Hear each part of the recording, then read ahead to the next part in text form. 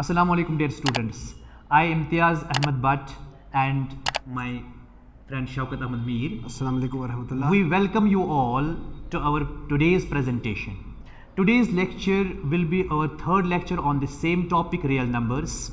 As you know that we have already started exploring the world of real numbers and encountered irrational numbers besides natural numbers, whole numbers, integers, rational numbers, even odd, prime and composite numbers.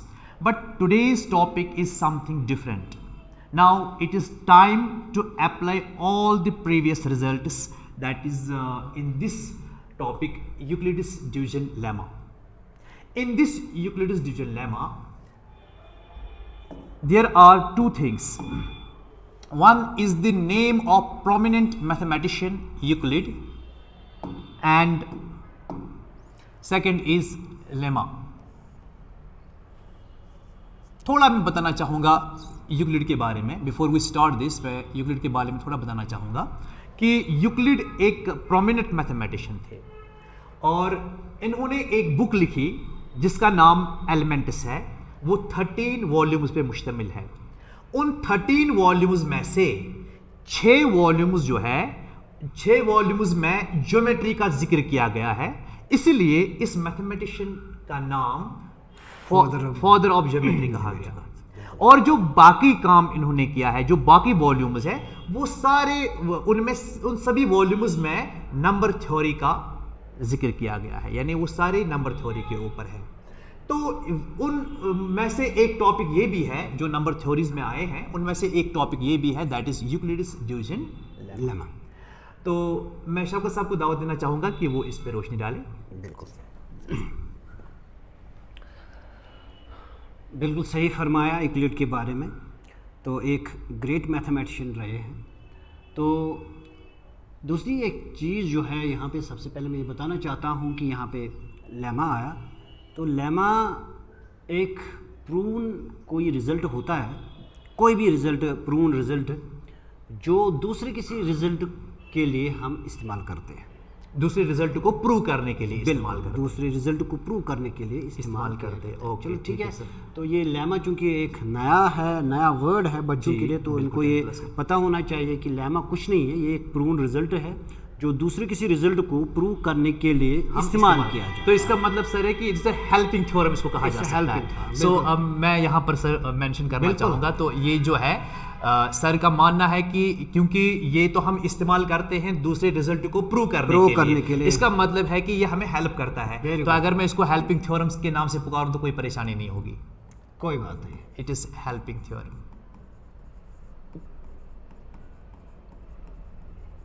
और इसको हम helping theorem भी, क्योंकि ये बहुत छोटा result होता है, तो हम इसको मिनी थ्योरम के नाम से भी पुकार सकते हैं. It is a mini theorem.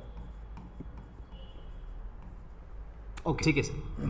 तो सबसे पहले हम स्टेटमेंट ही देखेंगे यूक्लिड्स डिवीजन लेमा का. लेमा है, ठीक है. स्टेटमेंट क्या है जी? तो वो ये है, given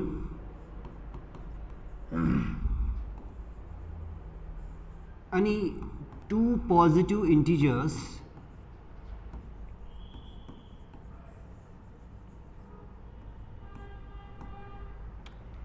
a and b, there exist unique integers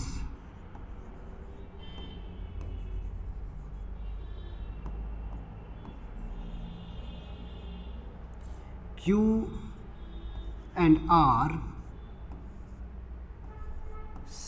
such that a is equal to bq plus r, where this r running from 0 up to b strictly. Okay. तो हमारे पास दो इंटीजर्स होते हैं इसमें, पॉजिटिव इंटीजर्स दो होते हैं, a और b. तो फिर जब इन दो इंटीजर में डेफिनेटली एक छोटा होगा और एक बड़ा, इंटीजर्स हम डिस्टिंक्ट बोल सकते हैं, डिस्टिंक्ट पॉजिटिव इंटीजर्स. तो दो में से जब छोटा जो है, जो भी होगा, तो यहाँ मैंने सपोज छोटा b किया, तो छोटे से बड़े को अगर डिवाइड किया जाएगा तो एक स्टेटमेंट तैयार हो जाती है इस तरीके से, a is equal to B Q plus R, यहाँ दो इंटीजर पैदा हुए, Okay. That is Q and R. Okay. ये दोनों इंटीजर यूनिक होंगे, तो ये इस स्टेटमेंट में फिट एज यूनिक करेगा क्यू और आर, ओके, यूनिकली यानी Uniquely. ओके, ठीक है सर। डेफिनेटली। और कंडीशन ये है कि जो ये आर है ये रन करेगा 0 से लेकर बी तक, लेकिन strictly less than B, Okay. B के बराबर नहीं होगा ये आर। ठीक है सर। है क्या ये स्टेटमेंट? ये स्टेटमेंट सिंपली डिवीजन है जो हम छोटे लोअर क्लासेस में करते हैं। ये अच्छा। वही एक सिंपल सा डिवीजन है। तो उसमें उसी सिंपल डिवीजन के तरीके से मैं ये जो यहाँ पे स्टेटमेंट है, अच्छा, इस पे इसको- आप आना चाहते हैं हाँ, उसी इस पे तरीके आना से। चाहते हैं। तो यहाँ पर बिल्कुल सर ने simple एक ब्यूटीफुल चीज इस्तेमाल किया, मुझे ये बहुत अच्छा लगा। There exist is a symbol for Yes. There exists. Okay, and यहाँ पर सर ने सच दैट लिखा। मैं आपको बताता चलूँ कि this is symbol for such that. तो आप इन चीज़ों को याद रखिए, this is there exists and this is such that. Definitely. Okay, thank you sir. Okay, तो अब ये जो दो गिवन यहाँ पे इंटीजर्स है ए और बी, तो मैं यहाँ पे दो इंटीजर ए जो है, A let us take it as 10 okay, and B smaller में लूँगा, लेट इट बी से 3। ठीक है सर। ओके, तो Right. छोटे से मैं बड़े को डिवाइड करूँगा। ठीक है। सिंपल डिवीजन जो हम करते हैं, सो बी से हम डिवाइड ए को करेंगे। मान लीजिए बी से डिवाइड ए को करना करेंगे, है। लेकिन बी यहाँ पे हमारे पास हमारा क्या 3 है? है। बी हमारे पास 3 है और ए हमारे पास 10 है। जी सर। तो यहाँ पे अगर देखा जाएगा 3 3 9, Right. तो 1 आ गया रिमाइंडर। सही बात है सर। और आप देखेंगे मैंने यहाँ बताया कि ये जो रिमाइंडर है आर, ये आर जो यहाँ पे ये आर है, जी बिल्कुल। और ये जो क्यू की बात है ये यहाँ पे ओके, ये क्यू यहाँ पे है। ठीक है सर। तो अगर आप देखेंगे तो ये रिमाइंडर जो है ये 1 आ गया यहाँ पे। मैंने क्या बताया, रिमाइंडर जो है वो बी से छोटा होना चाहिए, डिवाइजर से डिवाइजर से छोटा छोटा होना चाहिए। हमारा डिवाइजर 3 है, इसका मतलब 1 3 से छोटा है। वेरी गुड, ओके, ठीक है। ठीक है, तो इसका मतलब है अगर मैं इस डिविडेंड को चेंज करूँ, यानी ए को चेंज कर दूँ, ठीक है। चलो मैं सपोज मान लेता हूँ कि मैं इसको 11 रखूँ, ओके, तो अगर इसी 3 से 11 को डिवाइड किया जाए, ठीक है, करेंगे इससे। Very good. यहाँ पर हम 11 लेंगे और इसको आप डिवाइड कर रहे हैं। चलिए सर करिए। तो यहाँ पे भी 3 3 9 ही आएगा, तो यहाँ पे भी 3 3 9 ही आएगा, लेकिन मगर इस वक्त रिमाइंडर जो है वो इस वक्त 1 नहीं बल्कि इस वक्त वो 2 आ रहा है। इरेज कर लीजिए जी, तो वो आपका 2 आ रहा है। ठीक है। लेकिन ये 2 भी जो है ये डिवाइजर से छोटा है, 3 से राइट छोटा है। राइट, अगेन हाँ, यहाँ पर बिल्कुल। जो कंडीशन तो अगर हम डिविडेंड को चेंज करेंगे, दो अलग नंबर और लेंगे, से 3 and 12, से 3 and 12 लेंगे, तो जब 3 से 12 को करेंगे तो उस वक्त रिमाइंडर क्या आएगा, लेट अस सी। चलो 3 से डिवाइड करेंगे 12 को, तो इस वक्त मैंने नंबर जो लिया, हाँ जी। वो मैंने ए के लिए 12 लिया, जी। बी के लिए मैंने 3 लिया। सही ये बात। एग्जाम्पल मैं इसलिए देना चाहता हूँ, मैं डिफरेंट रिमाइंडर बताना चाहता हूँ। 3 से सही बात। रिमाइंडर क्या डिफरेंट आ सकते हैं, जैसे कि 1 भी आ गया, 2 भी आ गया, तो मैं अब 0 बनाना चाहता हूँ, 0 भी आ सकता है कि नहीं। तो 3 4 12, तो यहाँ पे रिमाइंडर क्या आ गया, 0 आ गया, तो यहाँ पे रिमाइंडर आ तो गया, इक्वलिटी साइन होल्ड हो गई तो है। इक्वलिटी साइन यहाँ पे होल्ड हो गई। जी। तो ये आर जो है ये हम देख रहे हैं कि ये इस डिवाइजर से हमेशा छोटा होता है। ठीक है। हाँ, छोटा ये डेफिनेटली होगा, लेकिन कभी कभी ये 0 हो सकता है। लेकिन जब ये 0 होगा तो आप यहाँ पे ऑब्जर्व कर सकते हैं कि ये उस वक्त एग्जैक्टली डिवाइड करता है उस नंबर को, यानी ए को उस वक्त ये बी एग्जैक्टली डिवाइड कर रहा है। यहाँ हम ए के ये उस वक्त लिए फैक्टर बन 12 जाता है इसका। ए के लिए 12 है, जी सर। बी के लिए 3 है, सही तो बात। ये जो बी है ये एग्जैक्टली डिवाइड ए को कर रहा है उस वक्त जब ये रिमाइंडर क्या होगा, 0 के जब बराबर ये होता है। रिमाइंडर 0 होगा। तो ये सिंपल स्टेटमेंट है। लेकिन अगर हम देखेंगे ये डिवीजन मैंने क्यों मान लिया इसके बराबर A equal to B Q plus R के, तो लेट अस सी। जब मैंने ये लिया 11 या डिविडेंड 11 लिया, डिवाइजर 3 था, तो उस वक्त क्वेश्चन क्या था, 3 and 2। Let us check. तो इसका मतलब है 11 इस स्टेटमेंट के हिसाब से 11 मेरा क्या होना चाहिए, जी सर। 11 मेरा होना चाहिए,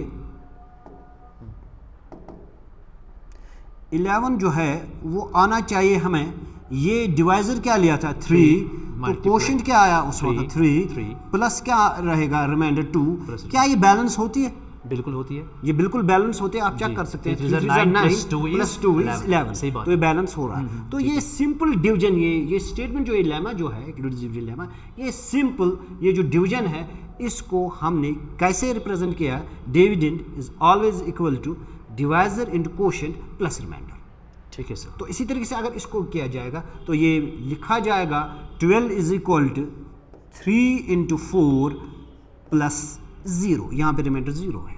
वेल सो इसका ऑल्टरनेट फॉर्म प्लस 0 लिखने की जरूरत नहीं है, तो इसका ऑल्टरनेट फॉर्म सिंपली है 12 इज इक्वल टू 3 इंटू 4। सही बात है, 12 इज इक्वल टू 3 इंटू 4। तो जब रिमाइंडर नहीं होगा तो उस वक्त हम कहते हैं कि ये 3 जो है ये इस 12 को एग्जैक्टली डिवाइड कर रहा है। सही बात है, Isn't it? ये इसको एग्जैक्टली डिवाइड कर रहा है, क्योंकि एग्जैक्टली डिवाइड का मतलब है रिमाइंडर 0 आना चाहिए। तो अब देखिए इसकी ब्यूटी, इस स्टेटमेंट की ब्यूटी, जब ये आर गायब हो जाता है यानी जब ये 0 हो जाता है तो ये ए रहता है is equal to B Q.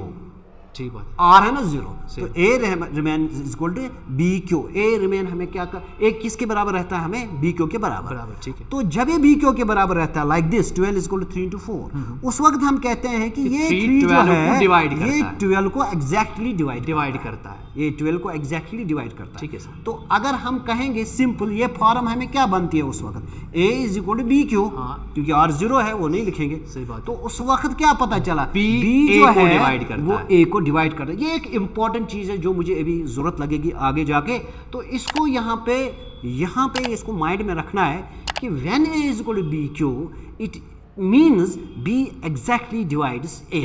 B जो था B exactly divides A when remainder is 0। ठीक है, व्हेन रिमाइंडर इज 0। ओके, तो उसके यहाँ पे एक सिंपल सी बात है, क्या मैं कहूँगा फिर 4 भी एग्जैक्टली 12 को करता है? जी 4 भी एग्जैक्टली करता है, जाहिर सी बात है। यस, क्योंकि अगर हम जिस तरीके से हमने यहाँ पर लिखा है 3 मल्टीप्लाइड बाई 4, अगर बच्चा इस बात को मान के चलता है कि 3 लेफ्ट साइड से है और यहाँ रिमाइंडर 0 है तो 3 12 को डिवाइड करता है, हम ये बताना चाहेंगे कि multiplication of 2 numbers is commutative, we can bring this 4 here and 3 here, it means 4 also divides 12। Very good sir, beauty, बहुत अच्छी तरीके से आपने इसको बयान किया कि हम 4 से अगर डिवाइड करेंगे 12 को तो दैट इज 4 मल्टीप्लाइड बाई 3, तो उस वक्त भी रिमाइंडर 0 आएगा। बिल्कुल सही बात उस वक्त हम कहेंगे 4। तो ये जो दोनों चीज़ें हैं ये एग्जैक्टली डिवाइड करता है क्यों, लेकिन हमारा सिट्रस जो होगा, हमारा सिट्रस ये होगा कि यहाँ पे इसके लिए सिट्रस होगा जो हम आगे जाके देखेंगे। सिट्रस मेरा पहले नंबर पे होगा कि पहला नंबर जो होता है वो एग्जैक्टली डिवाइजर होता है दूसरे नंबर, उस नंबर का, उस साइड के number. So B is exactly dividing a when the remainder is 0। Remainder is 0 यहाँ पे ओके सर। तो मैं हाँ। थोड़ा सा मैं ऐड करना चाहूँगा। बिल्कुल सर। देखिए सर, जहाँ तक मैंने इसको समझा इसको है, इरेज करें जी मैं इसको इरेज करता हूँ जहाँ तक मैंने इस चीज़ को समझा है। ओ ये तो सारा हो गया तो कोई बात नहीं है। मैं ये थोड़ा सा आप मुझे करेक्ट करिए, मैंने कितना समझा आपके टॉपिक को सर। बिल्कुल सर। मैं शायद इस तरीके से करता, अगर मुझे करना होता मैं इस तरीके से करता। आप देखिए मैं गलत तो नहीं समझ रहा हूँ कि मैंने आपकी हर एक बात को बिल्कुल सुना है और मुझे बहुत मज़ा आया and it was totally interesting, और मुझे लगा कि नहीं बिल्कुल जो भी आपने इसमें स्टेप्स निकाले हैं वो काफ़ी कारआमद चीज़ें हैं।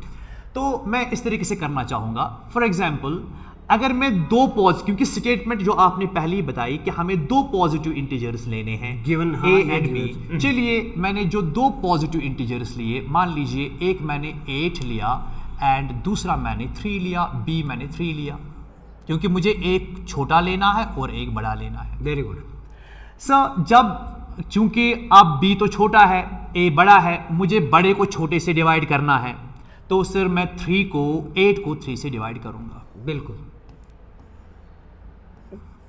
3 2s are 6, बिल्कुल सही। और मेरा रिमाइंडर जो यहां पर है वो 2 आ जाता है।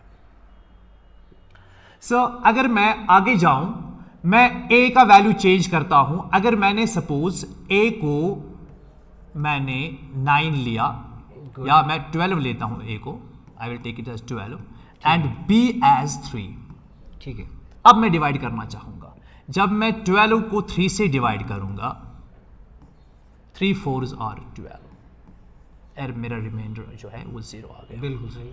सर यहां से मुझे एक चीज क्लियर हो रहा है कि जो मेरा रिमाइंडर आता है हर हालत में, मैंने 2 ही एग्जांपल्स ली है, मेरा रिमाइंडर जो है यह तो 0 के बराबर भी आ सकता है, बिल्कुल, मगर कभी कभार ये 0 से बड़ा भी आता है, तो मैं यहां पर इक्वल ग्रेटर साइन लगा दूं।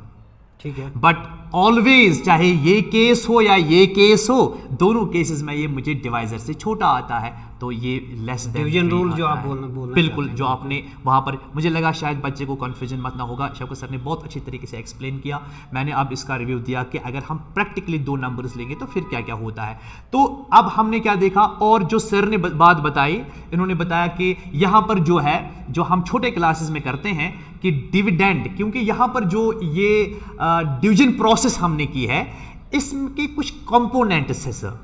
क्या क्या कंपोनेंट है इसका? इसका 8 भी कंपोनेंट है, 3 भी कंपोनेंट है, 2 भी कंपोनेंट है, 2 भी कंपोनेंट है, लाइक दिस, ये इसके कंपोनेंट्स है। इन कंपोनेंट्स के दरमियान एक रिलेशन एस्टैब्लिश होती है। बिल्कुल। कौन सी रिलेशन एस्टैब्लिश होती है? ये रिलेशन एस्टैब्लिश होती है dividend is equal to divisor multiplied by quotient plus remainder. ये रिलेशन एस्टैब्लिश होती है सर। बिल्कुल। तो इसका मतलब है सर कि ये जो यूक्लिड्स डिवीजन लेमा है, अगर ये भयानक स्टेटमेंट जब हमारे सामने आती है, हम डरते हैं, बच्चों के सामने तो कुछ ज़्यादा ही होगा, जब हम डरे तो बच्चे भी डर जाएंगे। तो उनके लिए आसान चीज़ ये होगा कि ये जो यूक्लिड्स डिवीजन लेमा बेसिकली है, it is nothing but it is an established relationship between the components of division process. Division process में जितने भी कंपोनेंट्स हैं उनके दरमियान रिलेशन है। डिविडेंड भी है, डिवाइजर भी है, कोशेंट भी है और रिमाइंडर भी है, वो यहाँ पर आया। और हमने यहाँ पर एक ब्यूटीफुल चीज़ देखा सर, अगर डिविडेंड को हम A मान लें, ये तो है ही, डिवाइजर B मान लें, कोशेंट को हम Q मान लें, और रिमाइंडर जो हमारे पास है वो हम R मान लें। तो यहाँ पर A का वैल्यू जब हम डालते हैं 8, अगर मैं इसकी बात करूँ यहाँ, या मैं इसकी, चलो मैं इसकी बात करता हूँ, तो यहाँ पर B जो हमारा है वो हमारा इस वक्त 3 है, और जो हमारा Q है वो इस वक्त 2 है, एंड प्लस जो हमारा R है वो भी इस वक्त हमारा 2 ही आता है, और ये रिलेशन भी साथ में है। गुड। तो सर मुझे लगता है कि मैंने ये चीज़ समझा, मैंने सही समझा कि मैंने गलत समझा है। बिल्कुल सही। थैंक यू तो सर। थोड़ा रिवाइज भी हो गया जी सर। बहुत और एक बात आपने सर बताई, एक ब्यूटीफुल बात आपने बताई सर, आपने ये बताया कि अगर मान लीजिए आप से हम से 15 लेते हैं सर, मैं 15 लेता हूं, मैं 15 को 3 से डिवाइड करता हूं, बिल्कुल, और मुझे 3 5 आर 15 मिल रहा है, और मेरा रिमाइंडर जो है वो 0 आ रहा है। बिल्कुल सही। मेरा यूक्लिड्स ये जो डिवीजन लेमा है, जो एक रिलेशन मेरे पास आई है, अगर मैं इस रिलेशन में ये सारी चीजें डाल दूं तो मुझे शायद ये मिलता है 15 dividend is equal to divisor, that is 3, multiplied by quotient, that is 5, plus remainder, that is 0. लिखें या ना लिखें एक ही बात है। एक ही बात है। So this implies 15 is equal to 3 multiplied by 5. जो सर आपने बात बोली, मैं उसी को मैं दोहरा रहा हूँ। तो सर यहाँ पर मुझे, अगर यहाँ मुझे समझ में नहीं आ रहा है, मगर यहाँ पर तो क्लियर है, ये 3 जो है ये 15 को डिवाइड करता है, तो इसका मतलब ये 3 यहाँ पर जो है ये 15 को डिवाइड करता है। सर मैंने यहाँ से क्या निकाला, मैंने यहाँ से क्या देखा, यहाँ से मैं क्या समझ रहा हूँ? मैं समझ रहा हूँ जब भी मैं देखूँ कि मेरे पास कुछ नंबर्स है, मान लीजिए D है और ये इस शक्ल में है, इट इज़ से सम नंबर से S मल्टीप्लाइड बाई T, अगर ये सारे नंबर्स है, पॉजिटिव इंटीजर्स है ये मान लेंगे, तो मैं ये समझ दूंगा यहाँ पर ये पहला वाला जो है ये इसको डिवाइड करता है। इनफैक्ट दूसरा भी डिवाइड करता है। सर जो आपने इशारा मुझे दिया है, मुझे पता है एक बड़ा रिजल्ट प्रूव करने जा रहे हैं, उसमें आपको यहाँ का ही ये काम करेगा, इसलिए मैं थ्रस्ट दे रहा हूँ, ये इसको डिवाइड करता है। बहुत खूबी से आपने इसको पहचाना। तो ज़रूरी तो मुझे दरअसल जो मोस्ट इम्पॉर्टेंट चीज़ जो बतानी है जी सर, वो तो यही है। क्योंकि ये चीज़ जो है तो मैं आगे जाके अच्छा स्टूडेंट हूं सर। बिल्कुल सही, थैंक यू। बहुत अच्छी बात है कि आपने मेरा ये काम जो है बहुत आसान कर दिया कि ये जो चीज़ जो है अगर यहाँ पे +0 है, वो जो हम नहीं लिखते हैं, ये डिवीजन ही है, जी जी, तो उस वक्त ये चीज़ हम कंसिडर करेंगे कि ये इसको एग्जैक्टली डिवाइड कर रहा है। बिल्कुल। और अभी हमने देखा था कि अगर आप कम्यूटेटिव लॉ के हिसाब से भी देखेंगे, अगर ये डिवाइजर माना जाएगा T × S, तो T भी इसको एग्जैक्टली डिवाइड करता है। तो ये चीज़ यहाँ पे गौर करने की बात है, क्योंकि आगे जाके मुझे इसका एक अच्छा सा रिजल्ट इस पर एक आगे जाके तैयार करना है। तो ये चीज़ जो है यहाँ पे ध्यान में रखना है और इसको याद रखना है जहन में। जी तो हम अभी इसको इस्तेमाल भी कर सकते हैं, शायद अगर टाइम मिला तो हम आगे बढ़े कि स्टेटमेंट जो है उसमें क्या ब्यूटी है, A = BQ + R में क्या क्या ब्यूटी है, वो देखेंगे। एक ब्यूटी तो देखिए, let us see the another beauty of that. तो इम्तियाज़ सर, अभी हमने देखा कि हमारे पास अब एक इक्वेशन रहती है that is A is equal to B Q plus R. तो ये हमारा स्टेटमेंट आता है जी। Where this R runs from 0 to B but strictly. तो ये हमारी स्टेटमेंट आ रही है, लेमा आ रहा है डिस्ट्रीब्यूशन, ठीक है। जी सर। तो इसमें हम दो केसेस में अब इसको हम देखेंगे। आज हम इसको दो केसेस में हम देखेंगे। Right sir. एक केस ये होगा कि मान लेते हैं ठीक है आर 0 है जी सर। और दूसरे केस में देखेंगे जब R 0 नहीं होगा तो हम इसको डिवाइड दो अलग अलग कैटेगरीज में करेंगे। ठीक तो है वो दो अलग अलग कैटेगरीज में क्या करेंगे हम, तो यहाँ पे केस हम मानेंगे यही कि रिमाइंडर से 0 है। R इज 0, जी सर। ठीक है। तो हमारी इक्वेशन क्या बन जाती है, A is equal to B Q. Right sir, because R आपने 0 लिया, ये खत्म ही हो गया, A equal to B Q. और जो अभी हम डिस्कस कर रहे थे yes, तो इसका मतलब है कि ये A जो है, सर ये B जो है, ये A का डिवाइजर है। Very इसको good. एग्जैक्टली डिवाइड कर एग्जैक्टली डिवाइड कर राइट सर। तो it means that B is exactly dividing dividing A, right sir. isn't it? हाँ बिल्कुल करेक्ट। Okay.